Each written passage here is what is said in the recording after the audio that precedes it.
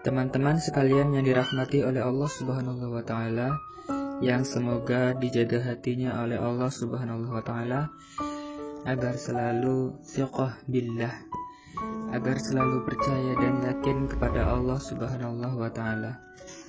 Karena kelemahan kita itu berawal saat kita mulai meragukan Allah. Dalam segala dinamika hidup, kita selalu butuh Allah. Kita butuh Allah ketika Allah kasih kita ujian, bahkan kita tetap butuh Allah ketika Allah kasih kita nikmat. Kalau kita butuh Allah saat kita diuji, agar kesabaran kita terjaga. Karena orang yang tidak ditemani atau dibersamai Allah Subhanahu wa taala ketika dia sedang diuji, maka dia akan mudah untuk berkeluh kesah, bahkan berputus asa. Kebersamaan Allah kepada dia saat dia diuji itu adalah Allah Subhanahu wa taala menghibur hatinya. Allah Subhanahu wa taala menenangkan hatinya. Allah Subhanahu wa taala menghidupkan hatinya dengan nikmat iman. Ala bidzikrillahi tatmainnul qulub. Innamal mu'minun idza dzukirallah wajilat qulubuhum. Bukankah dengan mengingat Allah hati menjadi tenang? Dan orang yang beriman apabila diingatkan dengan nama Allah, disebut nama Allah, maka hatinya akan bergetar. Ini bentuk Allah membersamai hambanya ketika dia dalam keadaan diuji. Allah menghiburnya dengan kalimat, alam yajidka yatiman fa'awa wa wajadaka dhallan fahada wa wajadaka 'ailan fa'aghna. Allah menghiburnya dengan kalimat inna a'tainakal kautsar. Allah menghiburnya dengan kalimat kalla saya'lamun summa kalla saya'lamun. Allah menghiburnya dengan kalimat la tahzan innallaha ma'ana.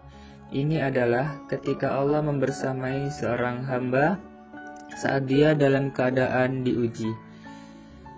Allah membersamai hamba juga ketika dia dalam keadaan diberi nikmat. Karena tanpa itu, maka seseorang akan jatuh justru kepada dosa-dosa karena dia mendapatkan banyak kenikmatan hidup. Kalau Allah Subhanahu wa taala tidak menjaga dia saat dia diberi nikmat, maka nikmat itu justru menjadi jalan bagi dia untuk terjerumus kepada banyak dosa. Justru nikmat itulah yang menjadi penghalang bagi dia untuk mengingat Allah. Karena dia sibuk menikmati hidupnya, akhirnya dia terhalang dari mengingat Allah tepat waktu. Sibuk menikmati hidupnya terhalang dari Allah untuk bangun tengah malam, karena dia tidurnya larut. Kenapa tidurnya larut? Karena terlalu banyak yang harus dia nikmati sebelum tidur. Dia bisa makan-makan, dia bisa jalan-jalan, dia bisa ngopi, dia bisa ketemu teman, dia bisa belanja, bahkan dia menunggu midnight sale untuk menghabiskan nikmat yang Allah kasih kepada dia. Sehingga akhirnya tidurnya terlalu larut, lalu dia tidak bisa bangun untuk menghadap Allah, curhat kepada Allah.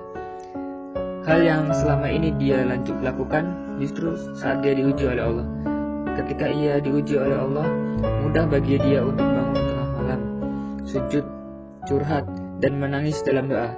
Dan ketika Allah kasih nikmat, curhatnya hilang, malamnya lelat, bahkan sampai subuhnya juga kelewat. Ini kalau Allah yang membersamai seorang hamba ketika dia diberi nikmat.